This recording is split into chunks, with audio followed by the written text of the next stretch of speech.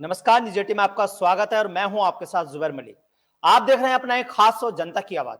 जनता की आवाज के इस खास शो में आज हम बात करेंगे यूपी 2022 विधानसभा चुनाव में क्या अपना वर्चस्व कायम कर पाएगी कांग्रेस, क्योंकि पिछले 2 दशक से लगातार यूपी में कांग्रेस का वोट परसेंट ग्राफ गिरता जा रहा है।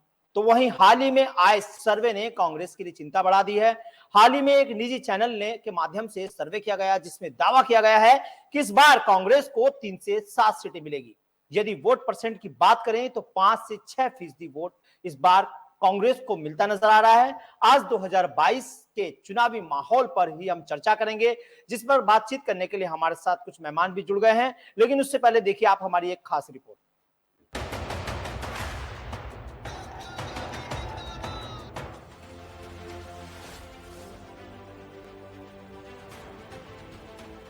साल 2022 के लिए आया सर्वे तो कांग्रेस के लिए बड़ी चुनौती।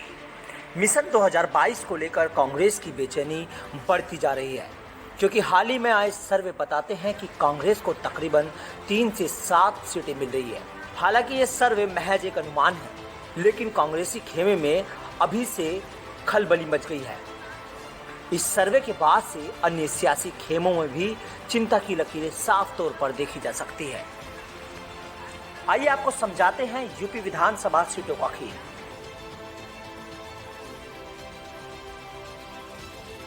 दो 2022 विधानसभा चुनाव में वोट प्रतिशत और सीटों दोनों लिहाज से सपा पहले स्थान पर रही थी। सपा को 25.37% वोटों के साथ 143 सीटों पर जीत मिली थी, जबकि बसपा को 23.06% वोट मिले थे और 98 सीटों पर जीत मिली थी। तो वहीं भाजपा दोनों मामलों में तीसरे नंबर पर पार्टी रही थी। उसे 20.08% वोट मिले और 88 सीटें मिली थी, जबकि कांग्रेस को 8.96% वोट मिले और 25 सीटें मिली थी। अगर साल 2007 के विधानसभा चुनाव की बात करें तो साल 2007 विधानसभा चुनाव में बसपा सबसे आगे रही। बसपा पार्टी को 30.43% वोट मिले और 206 सीटों पर जीत मिली थी। मायावती राज्य की मुख्यमंत्री बनी थी, जबकि साल 2007 के विधानसभा चुनाव में वोट फीसदी और सीट दोनों मामले में सपा दूसरे नंबर पर रही थी। सपा ने 25.43% वोट के साथ 97 सीटों पर विजय हासिल की थी। वहीं भाजपा को 51 और कांग्रेस को 22 सीटें मिली थी। साल 2012 विधानसभा चुनाव में सपा को 29.13% वोट मिले और राज्य में बहुमत हासिल कर सरकार बनाई। सपा को 224 सीटों पर जीत मिली। बसपा को 80, भाजपा को 47 और कांग्रेस को साल 2012 में 28 सीटें मिली थी। शेष सीटें अन्य को मिल गई। 2012 के विधानसभा चुनाव में भाजपा को 15% वोट मिले और कांग्रेस को 11.65% वोट मिले। यूपी 2017 विधानसभा चुनाव में बीजेपी सबसे बड़ी पार्टी बनकर उभरी थी। बीजेपी गठबंधन ने प्रदेश की 403 सीटों में से 324, जिसमें बीजेपी को 311 सीटें मिली थी, पर जीत दर्ज की थी। सपा व कांग्रेस के गठबंधन को 55 सीटों पर जीत मिली थी। वहीं बहुजन समाज पार्टी को 19 सीटों पर जीत मिली थी। इसके अलावा अन्य के खातों में महज 5 सीटें गई थी। आलम यह है कि धीरे धीरे कांग्रेस का वोट बैंक ग्राफ यूपी में गिरता जा रहा है। हालांकि प्रियंका गांधी वाड्रा प्रदेश की राजनीति में पिछले 2.5 साल से सक्रिय है। प्रियंका गांधी के बतौर महासचिव कांग्रेस ने साल 2019 में लोकसभा चुनाव लड़वाया, लेकिन कांग्रेस को महज 1 सीट मिली। अब ऐसे में सवाल तो बहुत हैं, लेकिन बस सवाल एक ही है कि आखिर साल 2022 में कैसे बढ़त बना पाएगी Congress. Bureau desk, news 18, Shamli.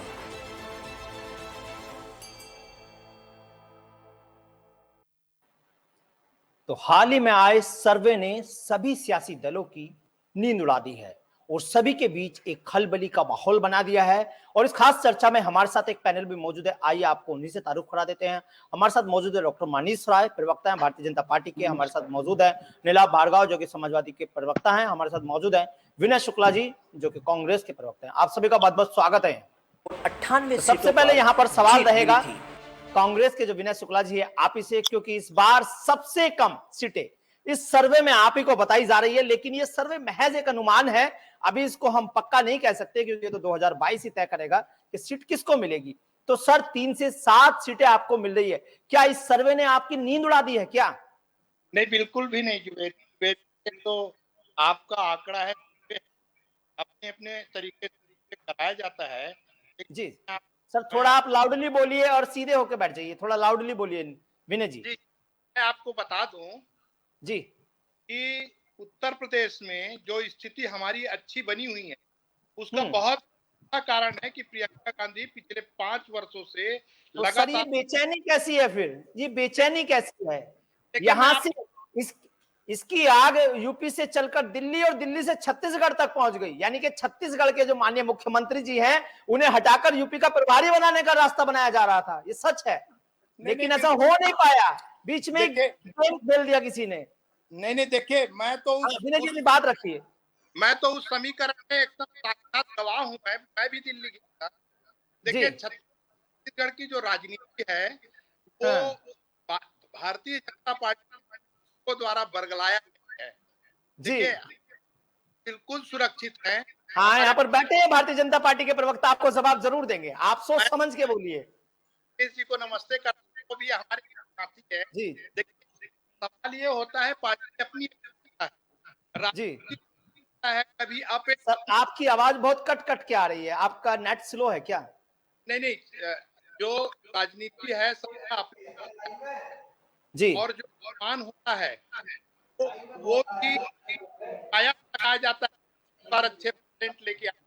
देखिए, छत्तीसगढ़ में 15 साल भारतीय जनता पार्टी की सरकार रही है।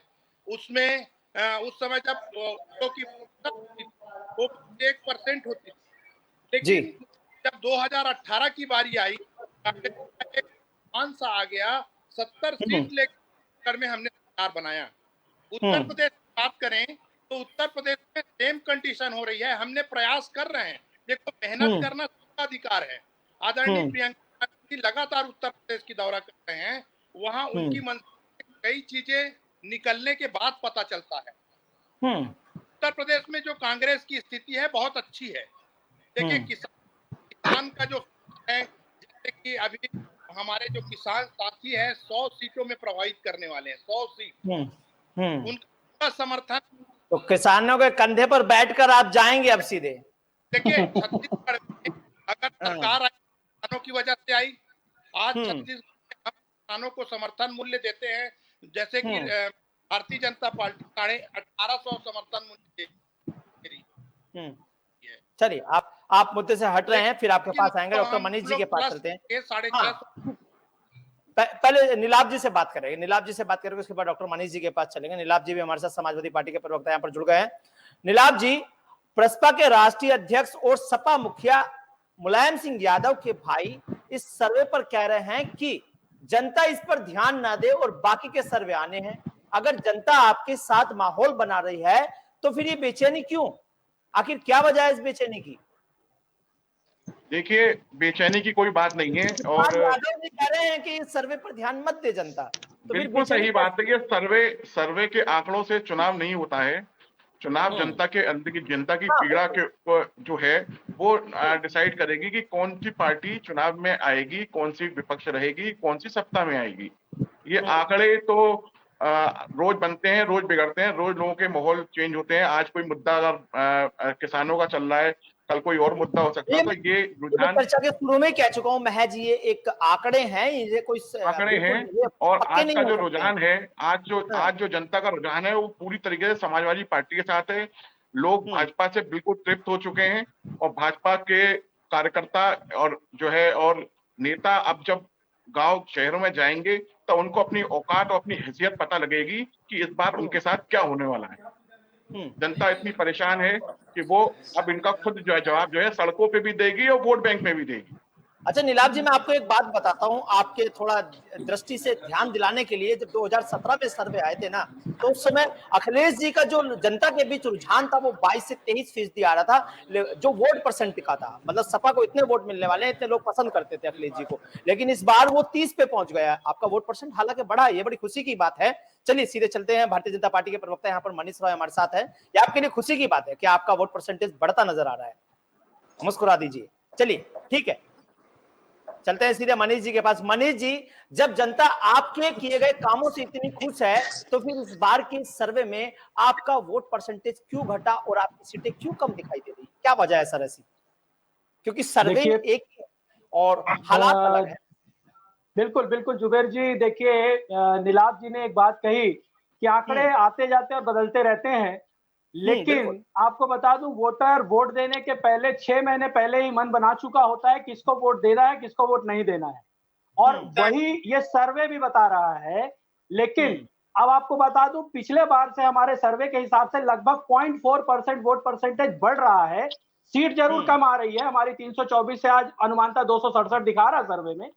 लेकिन जहां तक हमारे विनय भाई जी ने कहा कि छत्तीसगढ़ और यूपी दोनों की परिस्थितियां बहुत अलग अलग हैं, और आपके चैनल के माध्यम से आज जानकारी दे देता हूं कि वहां के हमारे छत्तीसगढ़ सीएम साहब को भेजा जा रहा है यूपी में। अभी जस्ट एक खबर आई है कि सीएम साहब के पिता जो है नंद कुमार बघेल जी, ब्राह्मणों को अपशब्द कहने में गिरफ्तार हो गए हैं। ये आपके लिए नई खबर है, आपके चैनल के माध्यम से दे रहा हूं मैं, विनय जी को भी पता है। तो आप समझिए कि उत्तर प्रदेश में योगी जी के काम से बहुत ही लोग खुश हैं, प्रसन्न हैं। और नीलाभ जी का मैं जवाब दे देता हूं, ये जो किसानों की बात कर रहे हैं विनय जी और नीलाभ जी, कल कृषि कल्याण मंत्रालय की बैठक करके 46 लाख किसानों को गन्ना मूल्य का ऑलरेडी पेमेंट का डिक्लेरेशन कर योगी जी ने कर दिया है। और साथ ही साथ जो असुविधाएं आ रही थी पोर्टल को लेकर, जैसे मैंने पहले भी कहा था, वो अंग्रेजी में था, तो उसको हिंदी में भी करने की घोषणा कल मंत्रालय की बैठक में उन्होंने 6 तारीख को कर दिया है। तो किसानों वाला मुद्दा तो अब रहा नहीं जिसमें ये राग लापते थे। लेकिन जहां किसान, आज एक प्रश्न छोड़ जाता हूं आपके चैनल के माध्यम से, जो मुजफ्फरनगर में पंचायत हुई, वहां पर सबसे बड़ा सर्वे था कि वहां मुजफ्फरनगर के कितने किसान वहां पर थे, तो आप पाएंगे कोई भी नहीं था। और एक बहन वहां पर पूनम पंडित के साथ अभद्रता की गई। आप समझ सकते हैं, अल्लाहू अकबर जैसे नारे लगाए गए, तो आप समझ सकते हैं कि ये किस टाइप के किसान हैं। ये देश के किसान तो नहीं हो सकते, मेरा देश का किसान अन्नदाता इस तरह नहीं हो सकता। मनीष जी, वहां पर नारे अल्लाह अकबर के नहीं लगे, वहां पर सभी तरह के नारे लगे हैं। वहां पर कई तरह के नारे भी लगे थे वहां पे, और वंदे मातरम के नारे भी लगे थे। मनीष जी, वंदे मातरम के लगे, भारत माता करने की जनता को कोशिश न करें। आप खाली एक समुदाय की आपकी फितरत है, आपकी भाजपा की फितरत है कि आप सिर्फ एक समुदाय के ऊपर टिप्पणी करके जो है राजनीति करते चले आए। इस गंदी मानसिकता को हटा दीजिए। इससे जी बिल्कुल, आप इस गंदी मानसिकता को हटा दीजिए। खाली अल्लाह अकबर के नारे लगे, जय श्री राम के नारे भी लगे, वंदे मातरम के भी लगे, भारत माता की जय के भी नारे लगे। आप पूरी बात को वो बताया करिए, खाली टिप्पणी करके आप जो है बरगलाने की कोशिश मत करा करिए। भाजपा के लोगों की पुरानी आदत है कि खाली किसान किसी भी जाति का हो, अगर आपके पास गेहूं आ रहा है तो क्या वो मुसलमान किसान का गेहूं क्या आप खाना पसंद नहीं करेंगे? मुझे बिल्कुल आप बिल्कुल बरगलाने की बात कोशिश मत करिए। वहां पे मुजफ्फरनगर में किसान आंदोलन में कम से कम 5 लाख आदमी उत्तर प्रदेश के थे। खाली मुजफ्फरनगर पश्चिमी उत्तर प्रदेश के लोग थे। आप बरगलाने की कोशिश ना करें बिल्कुल भी। आप साबित कर दीजिए मुजफ्फरनगर के, आप साबित कर दीजिए, आप साबित करके दिखा दीजिए। मनीष जी, आप साबित कर दीजिए कि वहां पे जो है उत्तर प्रदेश के लोग नहीं थे। मैं इनको बता दूं, मुजफ्फरनगर से राकेश टिकैत थे, मुजफ्फरनगर से उनके भाई थे नरेश टिकैत, 2 लोग तो मैंने ही बता दिए सर आपको। सर वो तो अड़तिया है सर, 2 लोग मैंने बता दिए। आंकड़े दे दीजिए, आप सिर्फ झूठ बोलने की राजनीति करिए मनीष जी। इस झूठ का फैसला जनता जान चुकी है कि कितना झूठ भाजपा बोलती है। आप जो कह रहे हैं कि आपने किसानों का कर्जा माफ कर दिया, आपने किसानों को गन्ना मूल्य दे दिया, तो 2 सालों के आंकड़े वो तो आप दे दीजिए। बिचौलियों का संविधान। अच्छा जुबेर जी, मैं निराशा से प्रश्न, जुबेर जी एक प्रश्न मेरा छोटा सा है कि नीलाभ जी, अगर किसान आंदोलन में 9 महीने से है, आज किसानों वहां पर थे, अनुमान ये है। जुबेर जी, इसीलिए मेरी बात को सुन लीजिए, मेरी बात को सुन लीजिए। उत्तर प्रदेश के लोग थे उस आंदोलन के अंदर। मनीष जी, पहले तो आप जानकारी कर लीजिए, 15 लाख लोग थे वहां पे उत्तर प्रदेश के। खाली एक प्रश्न सुन लीजिए कि अगर किसान 9 महीने से आंदोलन में है, तो हमारा अन्नदाता 4.6% जीडीपी आज भारत का किसान के सेल में क्यों बढ़ता है? बस इतना मुझे बात का जवाब दे दीजिए। देखिए, आंकड़े तो आप अपने पेपरों पे क्या लिखना है ये तो हमें पता नहीं है, अगर आंकड़े लेकिन 9 महीने से किसान था, आपने उनसे बात क्यों नहीं करी? आपने उनकी पीड़ा क्यों नहीं समझी? आप किसानों की पीड़ा क्यों नहीं समझ रहे? आपका कोई हम किसान के साथ शुरू से हैं नीलाभ जी, शुरू से हम अरे किसानों के होते साथ तो ये 9 महीने से जो किसान दिल्ली को घेरे बैठे हैं ना, ये दिल्ली में किसान घेरे ना बैठे होते मनीष जी। रुक जाइए, हम किसान के साथ कल भी थे, हम किसान के साथ होते हैं, 9 महीने किसान बैठे ना होते वहाँ पे, जो दिल्ली घेर के बैठे हैं। आपने जो लाठीचार्ज करवाया है, 700 से अधिक जो है किसानों की मृत्यु हो गई, बेचारे शहीद हो गए। आप उनके परिवार के बारे में सोचते, किसानों के अभी आएंगे आपके पास, अभी आएंगे, शांति बनाए रखें। चलते विनय जी के पास। विनय जी, आपसे सवाल रहेगा यहाँ पर फिर से, क्या कांग्रेस गठबंधन कर सकती है क्या किसी के साथ? क्योंकि यहाँ पर सवाल ये सबसे बड़ा है, क्योंकि कांग्रेस चाहती है गठबंधन किसी के साथ हो जाए, लेकिन बहुजन समाजवादी पार्टी ने साफ कह दिया कि हम किसी के साथ गठबंधन नहीं करेंगे। समाजवादी पार्टी पहले से आरएलडी के साथ और कुछ छोटे दलों के साथ जाने वाली है। अब आप तो अकेले खड़े हैं, तो क्या कांग्रेस इस बार हाशिए पर आ गई है या कोई उसके साथ गठबंधन नहीं करना चाहता इस बार कांग्रेस के? देखिए, कांग्रेस हालात बन रहे हैं क्या? जी देखिए, कांग्रेस पार्टी अपने दम पर चुनाव लड़ेगी उत्तर प्रदेश में। कुछ छोटे दल उनसे संपर्क कर रहे हैं हमसे, हम छोटे दल को अपने साथ में रखेंगे। और मैं आपको बता दूं जुबेर जी, पिछले 3 पंचवर्षीय में जो आंकड़ा होता है वोट परसेंटेज का, वो बराबर ऊपर अप एंड डाउन होते रहते हैं। जैसे कि पिछले 2008-9 में बीजेपी का वोट परसेंट उत्तर प्रदेश में सर देखिए उतना नहीं था जिसमें डेटा के साथ छेड़छाड़ नहीं, डेटा के साथ छेड़छाड़ नहीं। देखिए, आज पर सपा का ऊपर नीचे हुआ है, बसपा का आपका डेटा लगातार गिराव गिर रहा है। ऐसे मेरी बात तो सुनेंगे, मैं ये बोलना चाह रहा हूँ। सर देखिए, आपको ये अच्छे से ध्यान होगा, पानी पूरब की ओर बहता है। कभी आपने पश्चिम की ओर पानी बहते हुए नहीं देखा? नदियां पूरब की ओर जाती हैं। मेरी बात हाँ, सुनाइए कहिए। आप ये बताइए, जो सूरज उगेगा वो डूबेगा कि नहीं डूबेगा? बिल्कुल डूबेगा। तो आप ये बताइए, एक बार ठीक है, बीजेपी आज सरकार बनाई है उत्तर प्रदेश में, ये जरूरी नहीं है कि इस बार वो रिपीट हो जाए। कल्याण सिंह के समय भी सरकार बनाई थी सर, हम तो नहीं कह रहे, कल्याण सिंह जी ने भी सरकार बनाई थी। देखिए, हम लोग 70 साल से इस जगह में बैठे हुए हैं। कांग्रेस पार्टी पूरे देश में फैला हुआ है। ये तो वही मलाई आपको अभी भी याद आ रही है कि फिर से कम मलाई मिले हमें खाने के लिए? क्यों सर, 70 साल वाली मलाई लपेटना चाहते हैं फिर से? जुबेर जी, राजनीतिक परिस्थिति राजनीतिक कारणों से बनते और बिगड़ते हैं। हाँ बिल्कुल सही, ये बात आपकी हम मानते हैं, बिल्कुल सही बात है। मैं मान लिया कि आज बीजेपी वहां सरकार बनाई हुई है।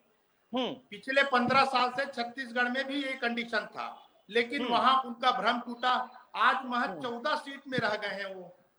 आने वाले चुनाव में वो भी 5-7 में बदल जाएंगे। उत्तर प्रदेश का हाल यही है। देखिए, मैं नहीं बोल रहा हूं कि क्या स्थिति है, लेकिन मैं इतना जानता हूं, कांग्रेस का जो काम है अभी उत्तर प्रदेश में, वो घर घर जाके अपना मेहनत चलिए अच्छा मुझे ये बताइए, क्या कांग्रेस, चलिए गठबंधन की बात छोड़िए, जो प्रियंका गांधी वाड्रा है इस बार उनके नाम फेम पे 2019 का चुनाव लड़ा, महज 1 सीट आपको मिली। अब क्या 2022 का चुनाव भी उन्हीं को चेहरा बनाकर लड़ा जाएगा? क्योंकि अगर उनको चेहरा बनाकर लड़ा जाएगा तो कहीं ना कहीं ये उनकी साख पर सवाल आ जाएगा, क्योंकि कहीं ना कहीं उनके ऊपर सवाल आ जाएगा कि प्रियंका के शासनकाल में या प्रियंका के महासचिव बनाते हुए चुनाव लड़ा है, तो क्या प्रियंका जी का चेहरा बदला जाएगा इस बार यूपी प्रभारी से, या फिर उन्हीं के साथ चुनाव लड़ा जाएगा? ये सबसे बड़ा सवाल है यहाँ पर। देखिए, मैं आपको बता दूं, कांग्रेस पार्टी यह चाह रही है कि उत्तर प्रदेश में फुल फेस तरीके से प्रियंका गांधी जी, आदरणीय प्रियंका गांधी जी को छोड़ दिया जाए। वो अपनी मेहनत से वहां पे कांग्रेस की सरकार तो लगी है सर 2.5 साल से, वो तो लगी है, वो 2.5 साल से लगी है लगातार। प्रियंका जी लगातार 2.5 साल से कोशिश कर रही है यहाँ पर, 2019 से लगी है वो। जी तो उसका आपको देखने को मिलेगा। देखिए जुबेर जी, हम लोग कयास लगा रहे हैं, चलिए लेट आए दुरुस्त आए। आने वाले समय के बारे में हम लोग सोच रहे हैं कि ऐसा हो सकता है। देखिए, उत्तर प्रदेश की हालत एक ऐसी स्थिति बन गई है कि वहां पे माफियाओं का राज चल रहा है। देखिए, योगी जी एक बहुत बड़े माफिया है। 4.5 लाख करोड़ का जो बजट है उत्तर प्रदेश। विनय जी आपसे एक सवाल और करना था यहाँ पर। आप ये बताइए, कहीं कांग्रेस का गिराफ यूपी में इसलिए तो नहीं गिर रहा कि आप ना तो आप अध्यक्ष दे पाते अपनी पार्टी का कोई, ना आप नेताओं का चुनाव कर पाते, ना आप जमीनी स्तर तक पहुंच पा रहे, कहीं ये तो कोई वजह नहीं है इसकी? देखिए जुबेर जी, टटोलिए नब्ज को टटोलिए। आपको बता दूं कांग्रेस पार्टी ने एक टीम बनाई हुई 38 लोगों की, जो कोई सांसद मतलब मंत्री रहे थे, कोई वहां के बड़े लीडर हैं, 38 लोगों का एक पैनल बनाया हुआ है। वो पूरे 38 लोग उत्तर प्रदेश में बहुत अच्छे से संभालने की कोशिश करेंगे वो, और पूरे उत्तर प्रदेश में उनका चयन हुआ है। तो आप ये जान लीजिए, एक टीम बनी हुई है, अनुभवी टीम है, और उस अनुभवी टीम के सहारे उनका लीडरशिप कर रही है आदरणीय प्रियंका गांधी जी। आप देखिएगा, कयास लगाना अलग बात होता है, मेहनत करना अलग होता है। जिस पेड़ को हम आज लगाएंगे उसका फल हम 2-3 साल बाद खाएंगे। ठीक है, खा लेना फल, जब पक जाएंगे तब खा लेना, इंतजार कीजिए। डॉक्टर मनीष जी के पास चलते हैं, वो अपना इस पर जवाब रखेंगे। डॉक्टर मनीष जी। देखिए, विनय जी की बातों को मैं बिल्कुल ध्यान से सुन रहा था। उन्होंने बिल्कुल कहा 70 सालों से हम बैठे हुए हैं, और 70 साल ही देश का दुर्भाग्य रहा है कि इन्होंने इतिहास भी बदला और देश को भी बदल डाला। कि देश को जो वास्तविकता व्यक्तित्व मिलना चाहिए था, देश का जो प्रतिष्ठा सम्मान, वो तो देश ने खोया ही है। आज 7 साल के सरकार में मोदी सरकार आज पूरे विश्व में विश्व व्यापक। विनय जी मेरी बात सुन लीजिए, मैंने आपको नहीं टोका, इसीलिए मैंने आपको बीच में नहीं टोका, बिल्कुल आप अपनी बात रखिएगा। तो मैं ये कहना चाह रहा हूं कि आज इन्होंने हड़बड़ाहट में, आपको जुबेर जी पता है, इन्होंने एक कैंडिडेट का डिक्लेरेशन किया है। अभी उत्तर सीट जो सदर सीट है आपकी प्रयागराज की, उसमें इन्होंने कैंडिडेट का डिक्लेरेशन भी कर दिया है अभी से। मतलब इनकी हड़बड़ाहट इतनी है कि अभी पहले तो साइकिल के साथ चलने के बाद पंचर हो गया साइकिल, हाथ का साथ छूटा, साइकिल पंचर हो गई पिछले विधानसभा चुनाव में। 2019 में प्रियंका गांधी जी के वजह से एक सीट मात्र उत्तर प्रदेश में पाई है। और आज उत्तर प्रदेश में हमारी तो साइकिल की बात आप कर रहे हैं, कश्मीर में आपने पीडीपी से जो है समझौता कर लिया था, जिन्होंने जो देशद्रोही पार्टी थी, तो इस बात को तो आप कहें ना, आप पर्टिकुलर एक बात कहें, आप गठबंधन की बात है, आपका भी मायावती से जो है गठबंधन हुआ था। आज उनकी मायावती जी भी आपको जो है लात मार के चली गई थी, कोई ना कोई वजह होगी जो मायावती जी आपको लात मार के चली गई। तो ऐसी बात मत करिए, बात जो है वो करिए, नहीं जायज बात कर रहा हूं। मत करिए। 70 साल से कांग्रेस ने जो किया, आपने 7 साल में बर्बाद कर दिया। ये बात भी तो बोलिए ना। अगर हमने बर्बाद कर लिया होता तो यूपी में आप 40% योगी जी को आपने बेच दिया, आपने 44% लोग योगी जी को पुनः सीएम के रूप में नहीं देखना चाहते। अगर ऐसी होती आपका तो आंकड़ा है ना, ये हमारा आंकड़ा नहीं है, ये आपका आंकड़ा है 44%, हमारा नहीं है, ये आम जनता का आंकड़ा नहीं है, ये खाली आपकी हवाई बातें हैं। फोड़ते हैं। अरे चलिए, सब आंकड़े सामने आ जाएंगे 6 महीने बाद, सब दूध का दूध और पानी का पानी हो जाएगा, सब पता चल जाएगा। तो कहता हूं जनता जनार्दन सर्वोपरि है, जनता जनार्दन सर्वोपरि है, सब सामने आ जाएगा। बिल्कुल बिल्कुल जुबेर जी, मैं सहमत हूँ, सब सामने आ जाएगा। क्यों इतना सर लड़ रहे हैं आपस में? 6 महीने की बात है, 6 महीने बाद पता चल जाएगा सपा ने क्या किया है, बसपा ने क्या किया है, बीजेपी ने क्या किया है, कांग्रेस ने क्या किया। 6 महीने बाद मनीष जी दिखाई भी नहीं देंगे। मैं तो सर दिखाई नहीं दूंगा। विनय जी को पता है, विनय जी को पता है कि कहीं भी होता है, कहीं दूर दूर तक नजर नहीं आएंगे इनकी पार्टी। मैं दिखूंगा नीलाभ जी, आपसे मिलने भी आऊंगा, चिंता मत करिए। बिल्कुल बिल्कुल मनीष जी, बिल्कुल। नीलाभ जी आपसे सवाल रहेगा यहाँ पर, क्योंकि नीलाभ जी देखिए लगातार कहीं ना कहीं आपने आरएलडी से गठबंधन कर लिया और इस बार आपकी लगभग 100+ के आसपास सीटें दिखाई दे रही हैं इस सर्वे में, मोटा मोटी तौर पर अगर लगाया जाए तो क्या लगता है, जैसे कि अखिलेश जी दावा कर रहे थे कि हम 400 की प्लस सीटें लाएंगे, तो ये दावा कैसे आप पूरा करेंगे नीलाभ जी? देखिए बिल्कुल सही बात है, हमारी सर्वे पे हम भरोसा, सही बात है, हमारा आरएलडी से पैक्ट है अभी, और हमारी सीटें 100% 400 से ऊपर आएंगी, इसका कोई दो राय नहीं है। 400, 350 और 400 के बीच में हमारी सीटें आनी है, ये कंफर्म है। लेकिन वो भी मतलब वो तो थोड़ा ही कहते थे कि हम इतना खाएंगे, तुम तो पूरा ही खा जाओगे एक बार भी, है ना? हमारे यहाँ नीलाभ जी बीजेपी से इतनी परेशान है, बीजेपी से इतनी परेशान हो चुकी है जनता की, इस बार रुख जो है बीजेपी के कमल के फूल की तरफ रहेगा ही नहीं। अच्छा, तो आपकी तरफ बहेगा?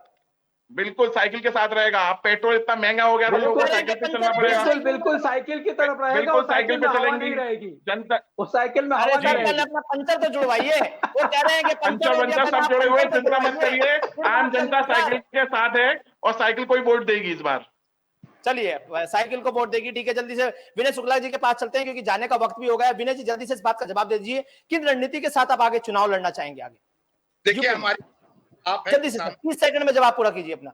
जी जी, हमारा रणनीति साफ साफ है। क्योंकि प्रियंका गांधी वाड्रा जी का भी फेस कोई खास काम नहीं कर पा रहा है। 2019 में ये सब देख चुके हैं लोकसभा चुनाव में कि कैसा हालात रहे हैं, क्योंकि एक सीट आपके पास आई है। राहुल जी खुद अपनी सीट से हार गए, जो उनकी पुश्तैनी सीट थी। जल्दी से जवाब दीजिए विनय जी। जी, राजनीति एक ऐसा चीज है, हार जीत अपनी जगह है। देखिए, हम जनता के साथ खड़े हैं, ये महत्वपूर्ण बात है। कोई भी लीडर जनता के साथ अगर वो खड़ा मिलता है तो उसकी जो संख्या बढ़ जाती है। मैं आपको एक छोटा सा बताता हूं, लोकप्रिय व्यक्ति हमेशा आगे बढ़ता है, चापलूसी व्यक्ति रह जाता है। मैं एक चीज, राजनीति में जो जनता का सेवा करेगा, जनता की बातें करेगा, जनता के लिए लड़ेगा, वही नेता बनेगा। ठीक है, चलिए, बहुत बहुत शुक्रिया आप लोगों का इस चर्चा में शामिल होने के लिए, क्योंकि लगातार कहीं ना कहीं दल बदल की राजनीति भी यहाँ चल रही है और लगातार कोई ना कोई पार्टी, हर एक पार्टी, चाहे वो किसानों के सारे चुनाव में काबिज होना चाहती हो या कोई और सारा हो, हर एक पार्टी लगातार कुछ ना कुछ सारे ढूंढ रही है। अगर हम वोट परसेंटेज की बात करें तो इस बार समाजवादी पार्टी का वोट परसेंटेज बड़ा है कि इस बार सर्वे में जो हाल ही में जो सर्वे आया था उसमें साफ तौर पर यह भी कहा गया कि समाजवादी पार्टी को इस बार 30% वोट मिल रहे हैं, तो वहीं भारतीय जनता पार्टी को 40+% वोट मिलने जा रहे हैं। लेकिन अभी आगामी 2022 ही तय करेगा कि किस पार्टी को कितनी सीट मिलेगी और किसको कितना वोट परसेंट मिलेगा। देखते रहिए न्यूज़ 18। फिलहाल मुझे